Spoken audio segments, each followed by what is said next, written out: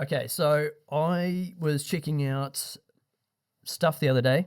Stuff, if you're not in New Zealand, they're a news website, but pretty sensational. One of the stories that really stuck out to me was a man recently won Lotto in Auckland, and he won. I think it was Powerball. He won 6.8 million bucks. And when he was asked by Stuff what he would do since he won Lotto, he said, "I'm going to go buy a house." Now, I'm assuming he meant his first house. What point have we come to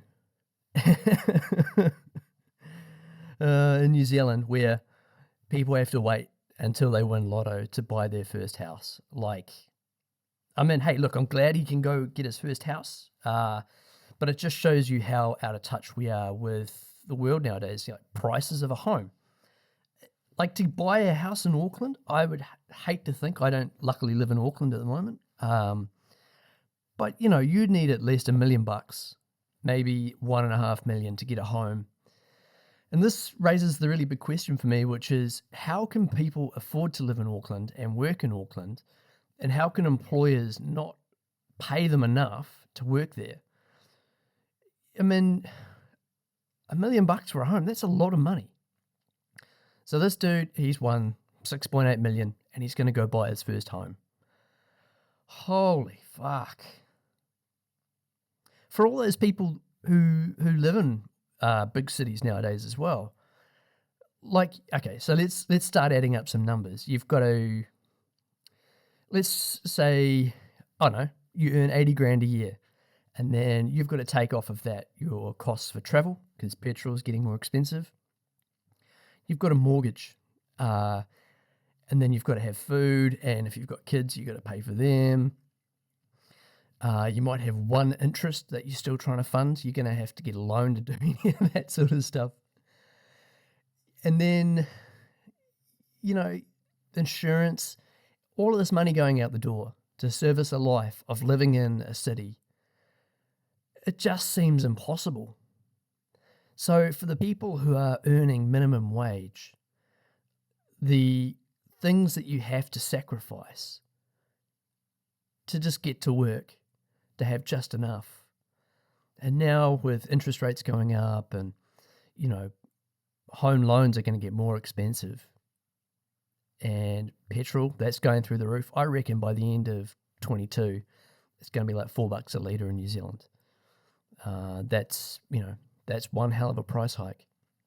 So some of the other information about getting a home is, you'll see online there've been stories about, you need to save for this many years to get your home loan, or get your deposit for your home loan. So a deposit could be $200,000.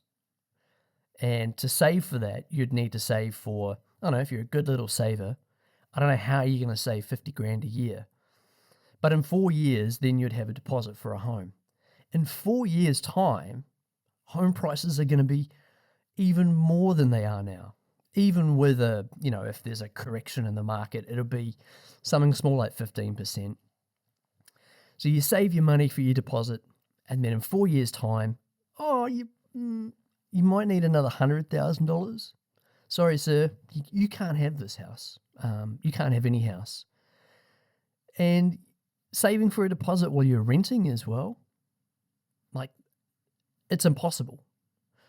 You'd need someone in your family who was wealthy to pass away and give you their house or give you whatever it was they had so that you can get on the market. For regular people with regular jobs, you're fucked. There's no two ways about it. I mean, look, when you've been chasing a career, you've been traveling around the world, and you get back home and realize that you've missed the train for saving for homes, and homes have just gone through the roof. What's the point? You are going to perpetually be a renter for the rest of your life. Unless you win Lotto. If I won 6.8 million bucks, sure, buy a home. I'd also buy a lot of other stupid shit as well. I'd probably try and find the cheapest Lamborghini I could.